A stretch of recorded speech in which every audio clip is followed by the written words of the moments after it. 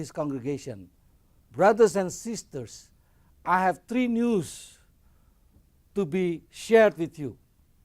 The first one is the bad news. Second one is a good news. And the third one is another bad news." The congregation was so quiet and silent.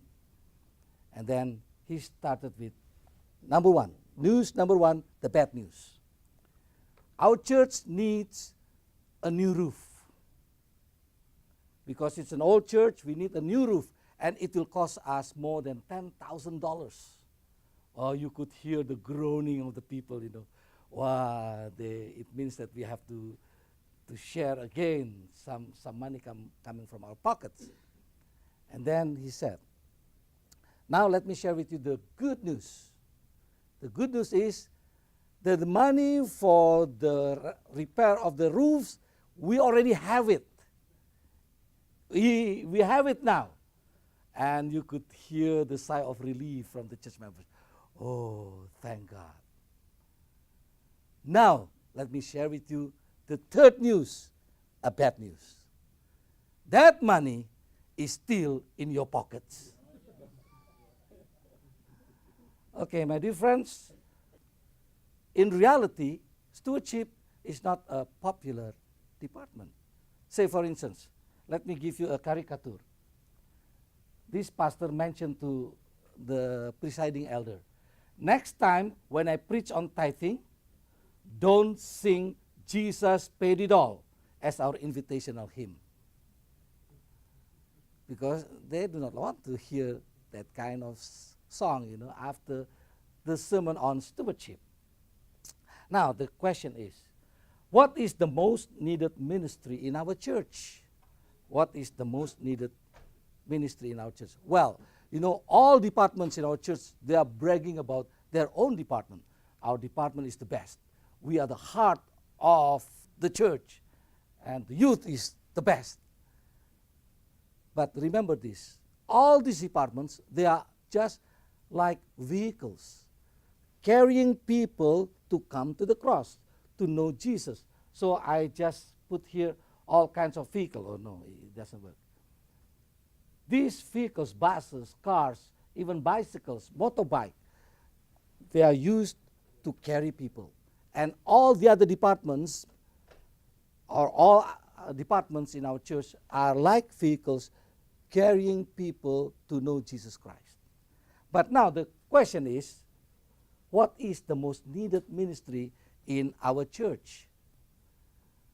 I'm very happy that I'm being included in the stewardship ministries. So let me tell you that the most needed ministry in our church is the stewardship ministries. I liken the steward ministries as a gas station, where all those vehicles come and they get their gasoline in order for them to be able to move.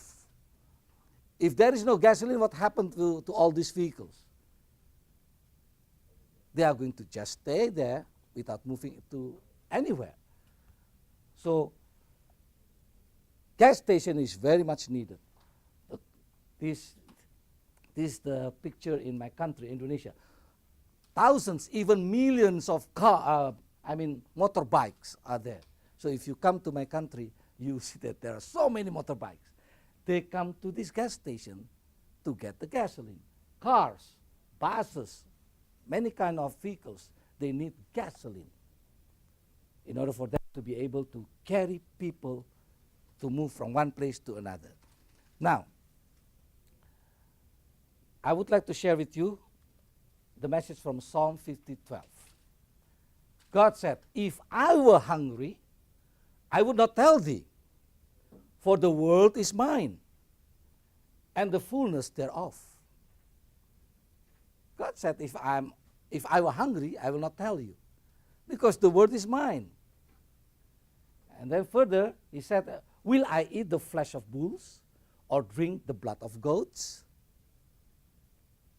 And then, after telling his people, telling us that the world is his, then he said, "Offer unto God thanksgiving, because everything in this world is mine. And pay thy vows unto the Most High. Then what will be the result? Verse 15 of Psalm 50, and call upon me in the day of trouble. I will deliver thee, and thou shalt glorify me. So God owns everything. I'm going to stress much about it when I give my devotional on Friday morning. So, my dear friends, stewardship is the richest department actually in the world, in our church. These three boys, they brag about their father. The first one said, my dad is a wealthy doctor. The second one, he said, my dad is a millionaire lawyer, making money. And the third one said, oh yeah, my dad is a pastor. And it takes out 4 men to carry all of his money each week. Those deacons carrying all the money owned by the pastor, according to this boy. So actually stewardship is the richest department in this world. All the other departments will not function if there is no stewardship department. Because we are steward dealing with with the riches of God, who owns the whole world. Now, this is the map of the whole world with 13 divisions plus 2 attached Union and Israeli field. There are 15 fields represented here. Okay. In 2001, the World Stewardship Summit recommended that an alternative plan, that is the combined offering plan, be introduced in addition to the already existing plans used by the Seventh-day Adventist Church around the world. Since my time is very short, so let me go directly to those 3 plans. Number 1, it is called Calendar of Offerings. You could see that every year the General Conference just give us, the calendar of events, and you can include some of your projects in it if there is an opening. And then the second one is the personal giving plan. The third one is the combined offering plan. Now you see, for calendar of offerings, there are several divisions who follow this plan. That is EUD, Israel Field, MENA, SPD, and TED. There is only one division who is following the second one, personal giving plan. Well, I was not there at that time, so I do not know the reason why, but we are going to discuss it later on in our agenda item, probably not today, but probably the following day. And then, combined offering plan, there are several divisions following that: ECD, ESD, IAD, NSD, SAD, SID, SPD, the island fields, SSD, SUD, and WAD. Okay. Now let's go to individual plan. Combined offering plan, as I mentioned a while ago, those are the divisions following this plan. Let's start one by one, fast. I'm going to go fast. You are going to see figures there, and also comparison from one year to another. I started it from 2001. Since this program was started in 2001 and was voted in the General Conference Executive Committee in 2002. Okay, now let's move to ECD. You see, ECD is following the combined offering plan, and you could see, I do not want to mention about all those figures, and well, you could see here the figures of tithe and tithe per capita, and then the offerings and the percentage of the offerings to the tithe. And you could see that, this one is not working. Yeah, sorry. We can share it with you, but at least you could see the graphic here, that from year to year you could see that there is an increase in the tithe and also in the offering. The percentage, even though the percentage is very, very low compared to the tithe, but it is increasing. Okay, let's move to the next one. The ESD, Euro-Asia Division. You could see also the trend is going up. So it is a good sign. It is a good sign. After listening to what Claude richly mentioned about the global tithe index, now we can understand that even though we cannot compare the tithe in other division with the North American division, but we could see that there is a growing in the tithe giving and also in the offering. Now let's go to Inter-American division. Inter-American division, we could see also the trend is going up, but a little bit going down for the offering 2013. I could not find the 2014 and 2015. I would like to get those figures coming from you who are going to share with us your report. Northern Asia Pacific division, you could see also steady growth in tithe and also the offering. Now South American division, also there's a very high jump in 2013. They have $528 million of tithe, and they have $170 million of offering. SID, we have also a big jump there. They have 82 million for the tithe in 2012, and then 15 million of offering in the offerings. The SPD also have a same picture. They have 108 million in 2012 and 42 million in offering. Going up again. SSD, they have also 60 million for the offering, tithe for 2012, and offering 60 million, sorry.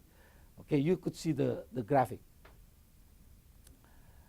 And then we move to Southern Asia division. Compared to other divisions, probably it is very small number, but you could see the trend. It's going up. It means that it is a good work in the part of the stewardship department for the tithe and also for the offering. For WAD, West Central Africa division, we could see also high jump, 23 million in 2012 and 5 million in the offerings. Now let's go to the NAD. We are trying to see what is happening with the NAD. That's the picture of the, okay, we could see here. Steady growth. And 2012, we have there 948 million. And thank God that 65 to 70% of these goes to the General Conference. That's why Bonita left the General Conference. Probably the grass is greener over there. Okay, now you could see that you can compare the offerings, they reach 54%, and it is a good sign. We need to encourage our people to be faithful in returning. If they give tithe, it is not giving. It is considered returning because that belongs to God. And as Pastor Bonfim already mentioned, if you give 11% for tithe, it is not a tithe anymore. Or 15% or 9%, it is not a tithe. So tithe is a fixed amount, 10%. But you show your love to God in giving the offering. And we could see the trend is going up. I like that one. 54% is used in giving offering. And remember that 50% of the offering stay with the local church as the church budget. Okay, now the third plan. That's the calendar of offerings.